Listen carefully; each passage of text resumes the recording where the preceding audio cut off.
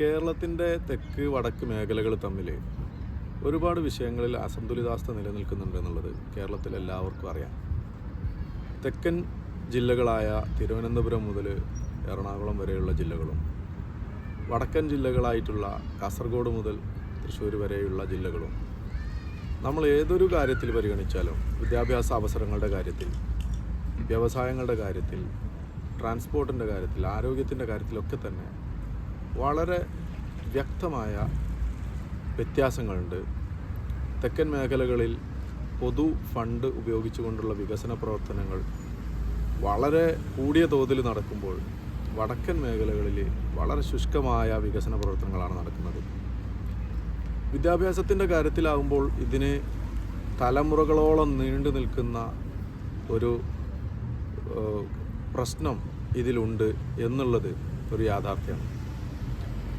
Malabar education movement എന്ന് പറയുന്ന സംഘടന കൃത്യമായി സ്ഥാപിക്കപ്പെട്ടത് വിദ്യാഭ്യാസ മേഖലയിൽ നിലനിൽക്കുന്ന അസമത്വത്തിനെ ലഘൂകരിച്ചു കൊണ്ടുവന്ന് അത് പൂർണ്ണമായും ഇല്ലാതാക്കുക എന്ന അജണ്ടയോട് കൂടിയാണ്.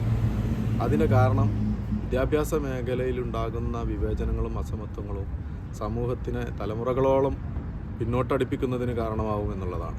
മറ്റ് സംഗതികളൊക്കെ നമുക്ക് പരിഹരിച്ചെടുക്കാൻ എളുപ്പമാണ്. 2020 ഒരു കൊറോണ കാലത്താണ് നവംബർ മാസത്തിൽ ഓൺലൈനായി മലബാർ എഡ്യൂക്കേഷൻ മൂവ്മെൻറ്റ് രൂപീകരിക്കപ്പെട്ടത്. പ്രസിദ്ധ ചരിത്രകാരനായിരുന്ന കാലിക്കറ്റ് യൂണിവേഴ്സിറ്റിയുടെ വൈസ് ചാൻസലറായിരുന്ന പ്രൊഫസർ KKN കുറുപ്പ് സാറാണ് ആദ്യത്തെ ചെയർമാൻ. അന്ന് പ്രവർത്തനം ആരംഭിക്കാനുണ്ടായ ഏറ്റവും പെട്ടെന്നുണ്ടായ ഒരു കാരണം, കേരളത്തിൽ ഉന്നത വിദ്യാഭ്യാസ രംഗത്ത് സാബു തോമസ് കമ്മീഷൻ ചില ശുപാർശകൾ നടപ്പാക്കുകയും 200-ലധികം കോഴ്സുകൾ എയ്ഡഡ് സർക്കാർ മേഖലകളിൽ നൂതന കോഴ്സുകൾ അനുവദിക്കാൻ തീരുമാനിക്കുകയും ചെയ്ത്, അങ്ങനെ ഒരു കോഴ്സുകൾക്ക് അപേക്ഷ ക്ഷണിച്ചുകൊണ്ടുള്ള സർക്കാർ ഓർഡർ വന്നു. ഇതിൽ പ്രത്യേകമായ നാക് ഗ്രേഡ് സ്പെസിഫൈ ചെയ്യുകയും അതിന് മുകളിൽ മാർക്ക് സ്കോർ ഉള്ളവർ കോളേജുകൾ മാത്രം അപേക്ഷിച്ചാൽ മതി എന്ന് പറഞ്ഞുകൊണ്ട് അപേക്ഷയുടെ ഘട്ടത്തിൽ തന്നെ വളരെ പിന്നോക്കം നിൽക്കുന്ന കോളേജുകളെ ഇല്ലായ്മ ചെയ്ത് അവർക്ക് കോഴ്സുകൾ വരാനുള്ള സാധ്യത അടച്ചു കളയുകയും ഒരുപാട് കോഴ്സുകളുള്ള 20, 30, 40 കോഴ്സുകളുള്ള തെക്കൻ മേഖലകളിലുള്ള കോളേജുകൾക്ക് കൂടുതൽ നേട്ടം കിട്ടുന്ന തരത്തിൽ അപേക്ഷ നൽകാനുള്ള ആ ഒരു ക്രൈറ്റീരിയൻ മാറ്റം വരുത്തുകയും ചെയ്തുകൊണ്ടാണ് ആ ഓർഡർ വന്നത്.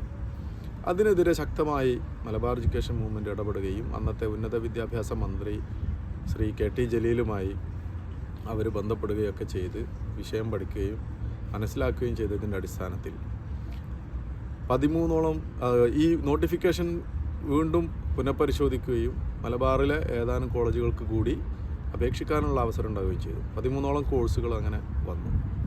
ഇങ്ങനെയാണ് മലബാർ എഡ്യൂക്കേഷൻ മൂവ്മെൻറ്റ് എന്ന് പറയുന്ന ഒരു സംഘടന പിറവിയെടുക്കുന്നതിലേക്ക് നയിച്ചത്. വളരെ കാലങ്ങളായിട്ട് തുടർന്ന് വരുന്ന വിവേചനങ്ങൾ ഇതിനൊരു പൂർണ്ണവിരാമം തന്നെ ഇടേണ്ടതുണ്ട് എന്നത് മലബാറിലെ ജനങ്ങളുടെ ഒരു അഭിലാഷമാണ്. ആ അഭിലാഷത്തിൻ്റെ സാക്ഷാത്കാരമാണ് മലബാർ എഡ്യൂക്കേഷൻ മൂവ്മെൻറ്റിൻ്റെ രൂപീകരണത്തിലൂടെ നടന്നത്.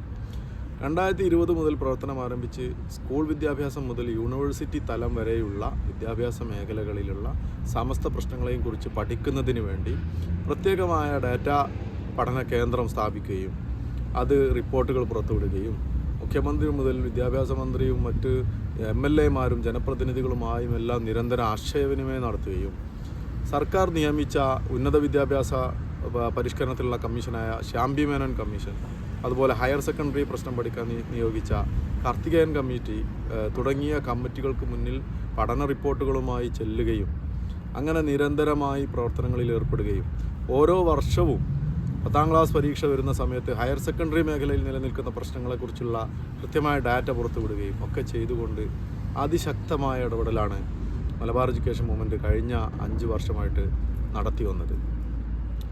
ഇതിനിടയിൽ നിരവധി പദ്ധതികൾ നടത്തി. ഈ ഡാറ്റ ഉപയോഗിച്ചുകൊണ്ടുള്ള ഒരു ഇടപെടൽ മാത്രമല്ല, ഈ പ്രശ്നങ്ങൾ വ്യത്യസ്ത തുറകളിലുള്ള ആളുകളിലേക്ക് എത്തിക്കുന്നതിന് വേണ്ടി എല്ലാ വർഷവും ഒരു കോൺഗ്രസ്, മലബാർ എഡ്യൂക്കേഷൻ കോൺഗ്രസ് എന്ന പേരിൽ നടത്താൻ തുടങ്ങുകയും ചെയ്തു. 2023 കോഴിക്കോട് ടൗൺ ഹാളിൽ വെച്ച് ആദ്യത്തെ മലബാർ എഡ്യൂക്കേഷൻ കോൺഗ്രസ് നടന്നു. രണ്ടാമത്തത് 2024 കാലിക്കറ്റ് യൂണിവേഴ്സിറ്റിയിൽ വെച്ച് നടന്നു. ഇപ്പോൾ ഈ വർഷം കണ്ണൂർ ജില്ലയിലെ കല്ലിക്കണ്ടി NIM കോളേജിൽ വെച്ച് മലബാർ എഡ്യൂക്കേഷൻ കോൺഗ്രസ് ഈ ഫെബ്രുവരി മാസം 13-14 തീയതികളിൽ നടക്കുകയാണ്. അപ്പോൾ ഇങ്ങനെ നിരന്തരമായ പ്രവർത്തനങ്ങൾ നടത്തുന്ന ഒരു സംഘടനയാണ് മലബാർ എഡ്യൂക്കേഷൻ മൂവ്മെൻറ്റ്. ഇതിൻ്റെ ഇടപെടലിൻ്റെ ഒരു ഉദാഹരണം കൂടി പറയാം നമുക്ക്.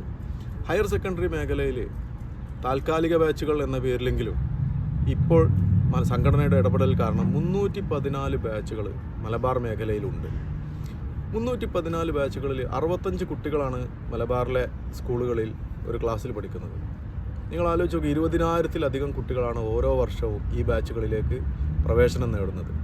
മലബാറിൽ പുറത്തു നിൽക്കുന്ന 30,000-ത്തിലധികം വരുന്ന കുട്ടികളിൽ 20,000-ത്തോളം കുട്ടികൾക്ക് ഈ താൽക്കാലിക ബാച്ച് കാരണം ആശ്വാസം ഉണ്ടായി. കഴിഞ്ഞ ഏതാനും വർഷങ്ങളായിട്ട് ഓരോ വർഷവും 20,000-ത്തിലധികം കുട്ടികളാണ് ഹയർ സെക്കൻഡറിയിൽ പ്രവേശനം നേടുന്നത്.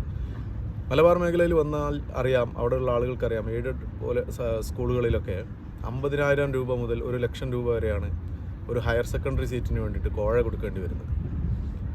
50,000 രൂപ കൂട്ടിക്കഴിഞ്ഞാൽ ഈ 20,000 കുട്ടികൾക്ക് ഏകദേശം 200 അല്ലെങ്കിൽ 100 കോടിയിലധികം രൂപയുടെ മൂല്യമുള്ള ഒരു പ്രവർത്തനമാണ് അവിടെ നടന്നിട്ടുള്ളതെന്ന് കാണാം.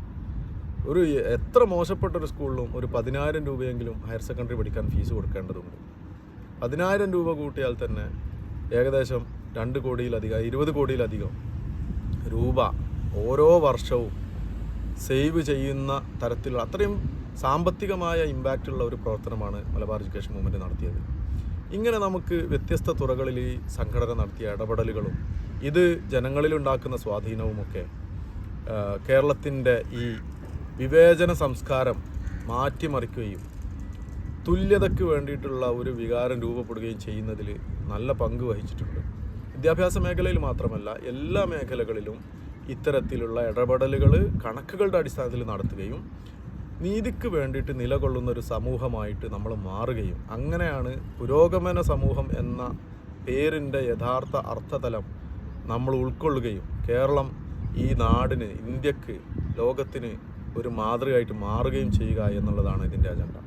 കേരളത്തിലെ പ്രാദേശിക വിവേചനങ്ങൾ മാത്രമല്ല, ഇന്ത്യയുടെ എല്ലാ ഭാഗങ്ങളിലുമുള്ള പ്രാദേശികമായ അസന്തുലിതാവസ്ഥകൾക്കെതിരെ ഉള്ള പോരാട്ടത്തിന് ഈ കാലഘട്ടത്തിൽ ഇത്തരം സംഘടനകൾ ആവശ്യമാണ്. മലബാർ എഡ്യൂക്കേഷൻ മൂവ്മെൻറ്റ് ഇന്ത്യ മുഴുവനും പ്രവർത്തനം വ്യാപിപ്പിക്കേണ്ടതുണ്ട്. ഇത് നല്ലൊരു മാതൃകാ പ്രവർത്തനമായിട്ട് നിലനിൽക്കുന്നത് കൊണ്ടും വളരുന്നത് കൊണ്ടും ഇതിൻ്റെ ഭാഗമായി നിൽക്കേണ്ടത് നീതിയുടെ പക്ഷത്ത് നിൽക്കുന്ന എല്ലാവരുടെയും ഒരു ബാധ്യതയാണ് എന്ന് തന്നെ പറയേണ്ടി വരും.